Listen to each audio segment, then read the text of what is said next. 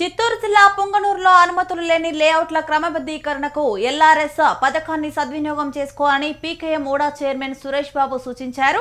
June 30, 2025 లోపు అనుమతులు లేని అక్రమ లేఅవుట్లకు ఎల్ఆర్ఎస్ స్కీమ్ ద్వారా క్రమబద్ధీకరించుకోవచ్చని ఆయన తెలిపారు. ప్రభుత్వం మంచి అవకాశం కల్పించిందని దీనిని అందరూ సద్వినియోగం చేసుకోవాలని చెప్పారు. బీపీఎస్ ఎల్ఆర్ఎస్ దరఖాస్తు చేసుకునే విధానం, వాటి వల్ల కలిగే ప్రయోజనాలను వివరించారు. ఈ అవకాశాన్ని సద్వినియోగం చేసుకోవడానికి ప్రతి ఒక్కరూ ముందుకు రావాలని కోరారు.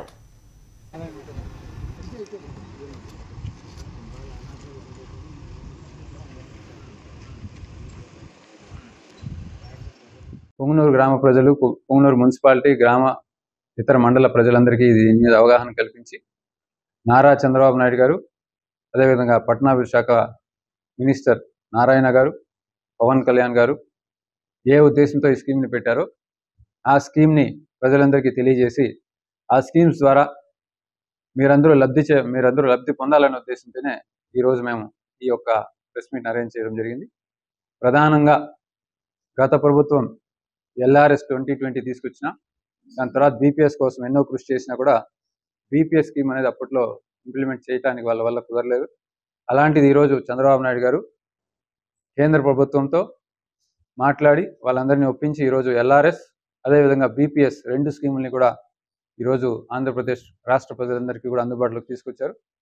దీంతో భాగంగా అక్రమ లేఅవుట్లు వేసిన వాళ్ళు కానీ, అప్రూవల్ తీసుకోకుండా లేఅవుట్లు అమ్మడానికి ప్రయత్నం చేస్తున్న వాళ్ళు కానీ, లేదు బిల్డింగ్ ప్లాన్ అప్రూవల్ తీసుకోకుండా కట్టేసిన వాళ్ళు, లేదు ప్లాన్ ప్రకారం కట్టకుండా డీవియేషన్ అయిన వాళ్ళందరూ కూడా ఈ స్కీమ్స్ ద్వారా వాళ్ళు రెగ్యులరైజ్ చేసుకునేదానికి ఒక మంచి అవకాశం ఉంటుందని చెప్పి ఈ సందర్భంగా మీకు తెలియజేస్తూ, ఈ స్కీమ్ గురించి క్లుప్తంగా నేను మీకు కొంచెం వివరిస్తాను.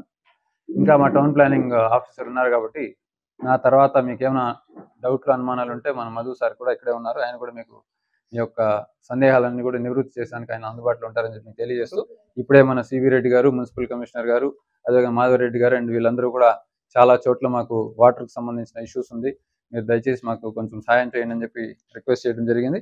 తప్పకుండా చల్లా రామచంద్రారెడ్డి గారు, మీ బాధ్యులు అంటే ఇన్ఛార్జ్ రామచంద్రారెడ్డి గారి సలహా మేరకు ఎక్కడెక్కడ మీకు నెసెసిటీ ఉంటుందో మా పరిధిలో ఉండే ఫండ్స్లో మీకు ఏం చేయగలమో అదన్నీ తప్పకుండా పీకేఎం కూడా తరఫున చేస్తామని చెప్పి కూడా ఈ సందర్భంగా మీ అందరికీ తెలియజేసుకుంటూ, ఎటువంటి సహాయ సహకారాలు కావాలన్నా పీకేఎం కూడా తరఫున మేము ఎల్లప్పుడూ మీకు అందుబాటులో ఉంటాం.